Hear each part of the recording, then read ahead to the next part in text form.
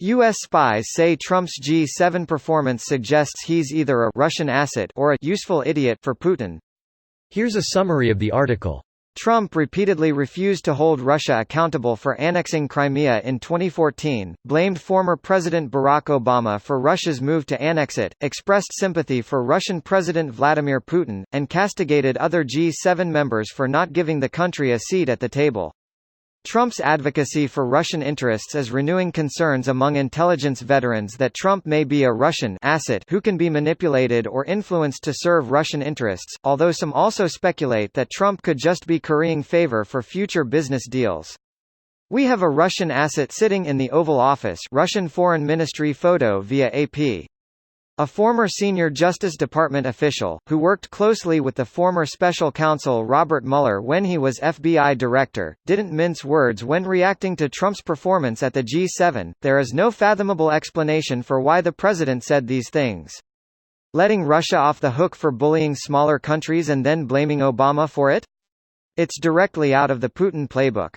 "We have a Russian asset sitting in the Oval Office. The evidence is so overwhelming, that in my 35 years in intelligence I have never seen anything so certain," Karl said, adding that he's spoken to several intelligence veterans about the matter in the 4 years since Trump first launched his presidential campaign, many of whom believe Trump's actions are a threat.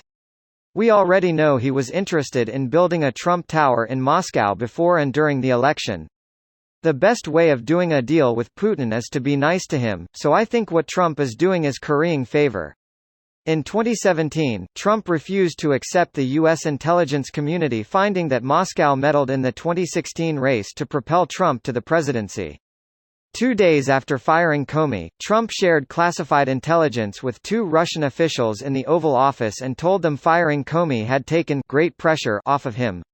This post received a score of 35,584, with an upvote ratio of 80%. Here are the top comments in response to this article. In just the last 10 days, we have learned the following: Donald Trump's personal attorney to launch fraudulent investigations against Trump's 2020 opponents. Donald Trump is with denying them $250 million of promised military aid to resist Russia.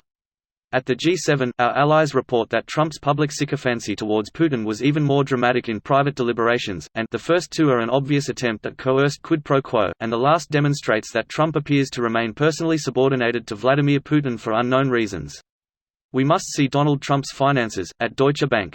Literally couldn't make this shit up. The best part is, he will continue to outdo himself. I mean, if the past few years taught me anything, it's that he's capable of anything.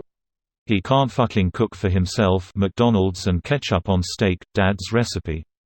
He can't even read The Airports. He can't speak for himself. Stephen Miller Make My Racism's Law. He can't keep up with his own lies. Mexico is paying for the wall that's almost built but hasn't started, and he's taking the funds from our agencies. He can't handle pressure. He could never live like any normal American or even a normal human being for that matter, be it in school or honest work. He's a goddamn traitor. He's a weak little bitch, that surrounds himself with people who will wipe his ass. He knows this about himself, and he goes out there and does what does anyways, because his enablers are his shield. All true. So ask yourself why the GOP is perfectly satisfied having him as the leader of their party, and why they continue to enable and defend him. Because he, in turn, is the shield for them. They use him as an excuse for all the shitty, god-awful stuff they'd be doing anyway, i.e., McConnell's frequent excuse that Trump would just veto literally 95% of potential legislation, so why debate it? Or as a way for them to appeal to the worst of their base because Trump is already doing so. Trump is a symptom of the moral rot of the GOP, not the other way around. If he did good on MAGA, he would have been enshrined as a Republican hero. If he fails, they have the perfect fall guy, an unstable narcissist who cracked under the pressure of leadership. Greater than if he did good on MAGA. MAGA is not defined. Therefore it can be always achieved. Or it would be those traitor Democrats' fault if it is not. Like the old artillery saying, to be sure to hit your target all the time, fire, then call whatever you hit the target. This video was automatically created by Reddit to speech.